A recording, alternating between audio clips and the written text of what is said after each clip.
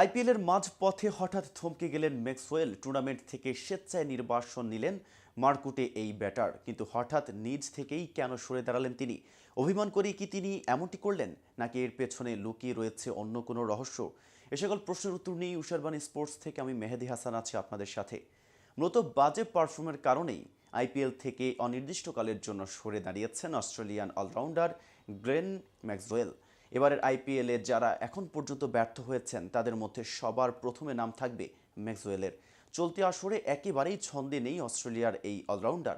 Royal Challengers বেঙ্গালুরুর হয়ে 6 ম্যাচে করেছেন মাত্র 32 রান। ম্যাক্সওয়েলের দলও টানা হেরে চলেছে। উল্লেখ্য, 7 ম্যাচ হেরে পয়েন্ট টেবিলের তলানিতে রয়েছে ফাফ ডু প্লেসির দল। বিশ্বমানের এই ক্রিকেটার আইপিএলে এমন হতশ্রী পারফর্ম করবেন তা কেউই মেনে নিতে পারেননি। হয়তো ম্যাক্সওয়েল নিজেও তা মানতে পারেননি। তাই নিজের এমন ফর্মের প্রভাব যেন দলে না পড়ে, এজন্য অধিনায়ক ডু প্লেসি ও কোচদের সঙ্গে কথা বলেছেন ম্যাক্সওয়েল। সোমবার হায়দ্রাবাদের বিপক্ষে হারের পর অনির্দিষ্টকালের জন্য বিরতিতে গেছেন ম্যাক্সওয়েল। তবে তিনি আবার দলে ফিরবেন সে বিষয়েও কিছু জানাননি তিনি। নির্বাসনের ব্যাপারে ম্যাক্সওয়েল বলেন, নিজেকে মানসিক ও শারীরিকভাবে বিশ্রামে রাখা প্রয়োজন, আর তাই এমন সিদ্ধান্ত নিলেন এই হার্ড হিটার। এছাড়া অন্য কাউকে সুযোগ দেওয়ারও একটা ভালো সময় বলে মনে করেন ম্যাক্সওয়েল। তো বন্ধুরা, আইপিএলের মাঝপথে ম্যাক্সওয়েলের হঠাৎ স্বেচ্ছায় নির্বাসনে যাওয়ার সিদ্ধান্ত কি ঠিক হয়েছে?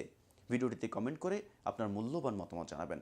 আর ভিডিওটি ভালো লাগলে ক্রিকেট প্রেমীদের নিকট শেয়ার করতে ভুলবেন না।